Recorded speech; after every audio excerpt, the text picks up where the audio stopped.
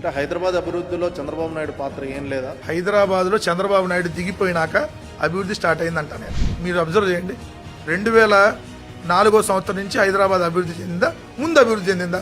Simple point మీరు చూడండి. IT 2004 తర్వాత విస్తరించిందా, ముందు విస్తరించిందా? హైదరాబాద్ కొత్త నగరం 2004 కంటే ముందు వచ్చిందా, తర్వాత వచ్చిందా? మీరన్న ఔటర్ రింగ్ రోడ్డు 2004లో రాజశేఖర రెడ్డి గారు ముఖ్యమంత్రి అయినాక ఆయనే శంకుస్థాపన చేశారు కదా. దానికి అంటే అదంతా కాంగ్రెస్ పార్టీ కృషి అంటారా? రాజశేఖర రెడ్డి గారు కృషి అంటారు. దాని తర్వాత వచ్చిన ముఖ్యమంత్రులు కంటిన్యూ చేశారు. మళ్ళీ దాన్ని నేను అక్కడ డీవియేట్ అవ్వాల్సిన అవసరం లేదు. తర్వాత కేసీఆర్ గారు చేశారు, దాన్ని కంటిన్యూ చేశారు. సో ఇంకొద్ది ఎక్స్పాండ్ చేయగలిగారు.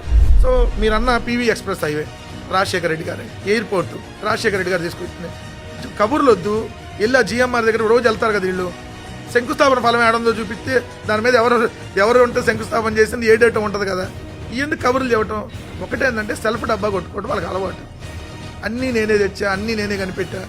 ఇది ఒక వింతైన వ్యాధి అంటారు.